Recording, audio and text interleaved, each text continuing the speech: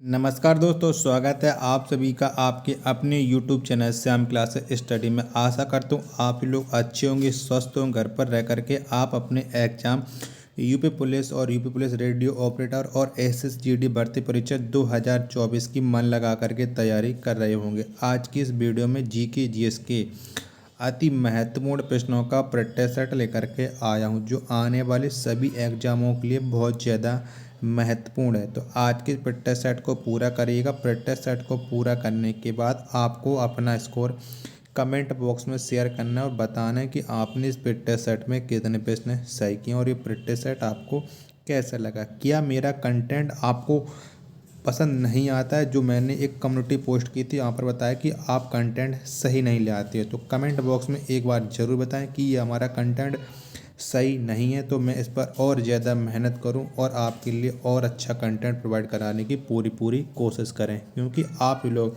Support नहीं कर रहे हो, ये मुझे भरोसा नहीं हो पा रहा कि आप सब लोग मुझे किस वजह से सपोर्ट नहीं कर रहे हो।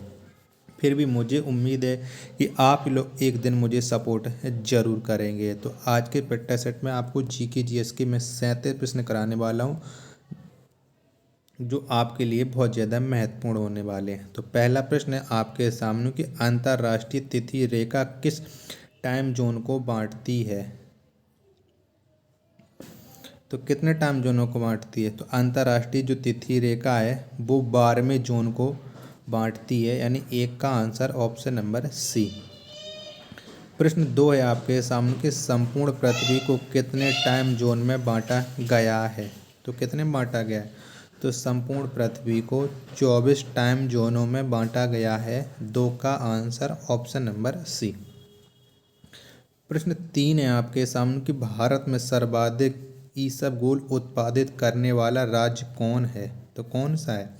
तो भारत में सर्वाधिक इसबगोल उत्पादित करने वाला राज्य है गुजरात। 3 का आंसर ऑप्शन नंबर बी। प्रश्न 4 है आपके सामने कि भारत में सर्वाधिक अनुसूचित जाति वाला राज्य कौन है? तो कौन सा राज्य है? तो भारत में सर्वाधिक अनुसूचित जाति वाला राज्य उत्तर प्रदेश। 4 का आंसर ऑप्शन नंबर डी। प्रश्न 5 है आपके सामने कि भारत में सर्वाधिक अनुसूचित जनजाति वाला राज्य कौन है? तो ये है मध्य प्रदेश। 5 का आंसर ऑप्शन नंबर ए। प्रश्न 6 है आपके सामने कि गरीबी हटाओ का नारा इंदिरा गांधी ने किस वर्ष दिया? तो कब दिया था? तो गरीबी हटाओ का नारा इंदिरा गांधी ने 1971 में दिया था, यानी 6 का आंसर ऑप्शन नंबर डी। प्रश्न 7 है आपके सामने कि ऑपरेशन फ्लड कार्यक्रम किस वर्ष चलाया गया? तो कब चलाया गया था? तो ऑपरेशन फ्लड ये 1970 में चलाया गया। 7 का आंसर ऑप्शन नंबर सी हो जाएगा। प्रश्न 8 है आपके सामने कि अर्धगंगा किस नदी को कहा जाता है? तो कौन सी नदी को हम अर्धगंगा के नाम से भी जानते हैं? तो कावेरी नदी को अर्धगंगा के नाम से भी जाना जाता है। 8 का आंसर ऑप्शन नंबर ए हो जाएगा। प्रश्न 9 है आपके सामने कि अरावली पर्वत का निर्माण किस पर्वतीकरण युग में हुआ? तो कौन से पर्वतीकरण युग में हुआ था? तो अरावली पर्वत का जो निर्माण हुआ था वो प्री कैम्ब्रियन युग में हुआ था, यानी 9 का आंसर ऑप्शन नंबर ई हो जाएगा। प्रश्न 10 है आपके सामने कि रेगुर मिट्टी को कौन सी मिट्टी कहा जाता है? यहाँ पर थोड़ी टाइपिंग मिस्टेक है, माफ़ करना। तो रेगुर मिट्टी को काली मिट्टी भी कहा जाता है। 10 का आंसर ऑप्शन नंबर सी। प्रश्न 11 है आपके सामने कि सोमेश्वर की पहाड़ी किस जिला में स्थित है? तो कौन से जिला में है? तो सोमेश्वर की पहाड़ी ये है चंपारण में, यानी 11 का आंसर ऑप्शन नंबर डी हो जाएगा। संसार का सर्वोच्च नौकायन वाला झील कौन है? तो कौन सा है? तो संसार का सर्वोच्च नौकायन वाला जो झील है वो है टिटिकाका झील। 12 का आंसर ऑप्शन नंबर बी। प्रश्न 13 है आपके सामने कि पाकिस्तान के साथ सर्वाधिक लंबी सीमा बनाने वाला राज्य है, तो कौन सा राज्य है जो पाकिस्तान के साथ सबसे लंबी सीमा साझा करता है? तो वो राज्य है राजस्थान। 13 का आंसर ऑप्शन नंबर सी। प्रश्न 14 है आपके सामने कि राजसमंद झील भारत के किस राज्य में स्थित है? तो बताइएगा। तो जो राजसमंद झील है ये भारत के राजस्थान राज्य में है। 14 का आंसर ऑप्शन नंबर डी हो जाएगा। वीडियो पसंद आ रही तो वीडियो को लाइक जरूर करें। चैनल को अभी तक सब्सक्राइब नहीं किया होगा तो जरूर कर लीजिएगा। भूकंप का अध्ययन क्या कहलाता है? क्या कहलाता है? तो भूकंप का जो अध्ययन है वो सिस्मोलॉजी कहलाता है। 15 का आंसर ऑप्शन नंबर डी हो जाएगा। प्रश्न 16 है आपके सामने कि भारत का सबसे बड़ा ग्लेशियर कौन है? तो कौन सा है? तो भारत का जो सबसे बड़ा ग्लेशियर है वो सियाचिन है। 16 का आंसर ऑप्शन नंबर ए। प्रश्न 17 है आपके सामने कि चिल्का झील किस लिए प्रसिद्ध है? तो किसके लिए प्रसिद्ध है? तो जो चिल्का झील है ये झींगा पालन के लिए प्रसिद्ध है। 17 का आंसर ऑप्शन नंबर बी। प्रश्न 18 है आपके सामने कि भारत की कर्क रेखा पर कौन सा शहर स्थित है? कौन सा है? तो भारत की कर्क रेखा पर रांची शहर स्थित है। 18 का आंसर ऑप्शन नंबर ए। प्रश्न 19 है आपके सामने कि मैकमोहन रेखा का निर्धारण कब हुआ था? तो कब हुआ था? तो मैकमोहन रेखा का निर्धारण 27 अप्रैल 1914 को हुआ था। 19 का आंसर ऑप्शन संख्या सी हो जाएगा। प्रश्न 20 है आपके सामने कि दक्कन पठार का निर्माण किस चट्टान से हुआ है? तो कौन सी चट्टान से हुआ है? तो दक्कन पठार का निर्माण ये बेसाल्ट चट्टान से हुआ है। 20 का आंसर ऑप्शन नंबर डी।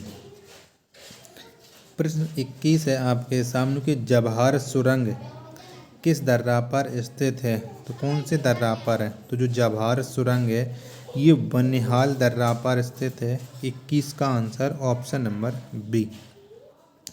प्रश्न 22 है आपके सामने कि धुआंधार प्रपात कहाँ पर स्थित है? तो कहाँ पर है? जो धुआंधार प्रपात ये नर्मदा नदी पर जबलपुर मध्य प्रदेश में स्थित है। 22 का आंसर ऑप्शन संख्या सी।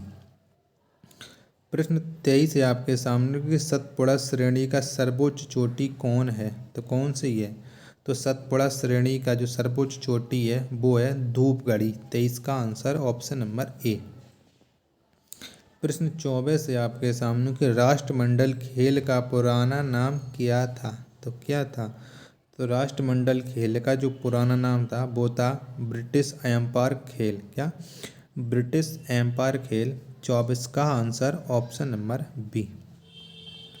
प्रश्न 25 है आपके सामने कि एशिया का अजगर किसे कहा जाता है? तो कौन से देश को हम एशिया का अजगर कहते हैं? तो चीन को। किसे? चीन को हम एशिया का अजगर कहते हैं।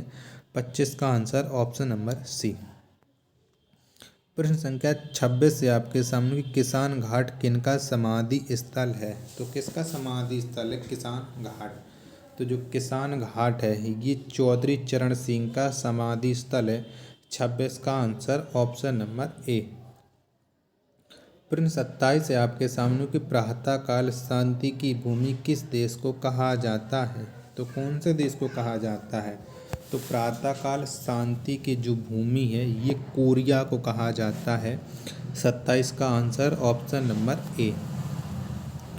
प्रश्न 28 है आपके सामने कि मंडल आयोग का गठन किस वर्ष किया गया था? तो कब हुआ था मंडल आयोग का गठन?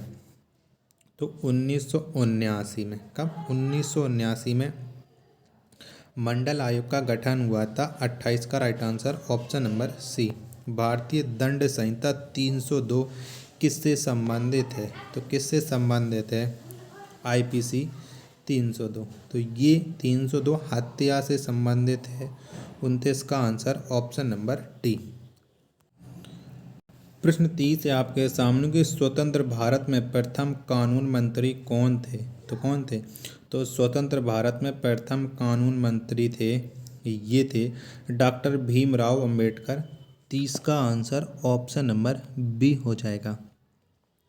प्रश्न 31 से आपके सामने कि मानववाद का संस्थापक किसे माना जाता है, तो किसको माना जाता है? तो मानववाद का जो संस्थापक माना जाता है वो माना जाता है पेट्रोक को। 31 का आंसर ऑप्शन संख्या सी। प्रश्न 32 से आपके सामने कि अभय घाट किनका समाधि स्थल है, तो किसका है? तो अभय जो घाट है ये मोरारजी देसाई का समाधि स्थल है। 32 का आंसर ऑप्शन नंबर डी। प्रश्न 33 से आपके सामने कि इंटरनल इंडिया पुस्तक के लेखक कौन है, तो कौन है? तो इंटरनल इंडिया पुस्तक के जो लेखक हैं वो है इंदिरा गांधी। कौन है? इंदिरा गांधी। 33 का आंसर ऑप्शन नंबर ए। प्रश्न 34 से आपके सामने कि हरगोबिंद खुराना को किस वर्ष नोबेल पुरस्कार से नवाजा गया था, तो कब मिला था? तो हरगोबिंद खुराना को जो नोबेल पुरस्कार मिला था वो 1968 में मिला था। 34 का आंसर ऑप्शन संख्या सी। प्रश्न 35 से आपके सामने कि फ्लोरेंस नाइटिंगेल ने किसे भारत का उद्धारक की संज्ञा दी, तो किसे दी थी? तो फ्लोरेंस नाइटिंगेल ने भारत के उद्धारक की जो संज्ञा वो दी थी लॉर्ड रिपन को। 35 का आंसर ऑप्शन नंबर बी। प्रश्न 36 से आपके सामने कि अंग्रेजी को शिक्षा का माध्यम किसके समय में बनाया गया, तो किसके समय बनाया गया? तो अंग्रेजी को शिक्षा का माध्यम ये बनाया गया था लॉर्ड विलियम बेंटिंग के समय। 36 का आंसर ऑप्शन नंबर ए। प्रश्न 37 से आपके सामने कोई चैत्रा भूमि किनकी समाधि स्थल है, तो किसका समाधि स्थल है? चैत्रा भूमि। तो ये समाधि स्थल है BR अम्बेडकर की। 37 का आंसर ऑप्शन नंबर सी हो जाएगा। तो साथियों, अगर आपको ये वीडियो पसंद आई हो तो वीडियो को लाइक कर देना। चैनल को आपने अभी तक सब्सक्राइब नहीं किया होगा तो चैनल को आप जरूर सब्सक्राइब कर लीजिएगा। मिलते हैं अपन नेक्स्ट प्रैक्टिस सेट में, तब तक के लिए धन्यवाद। जय हिंद।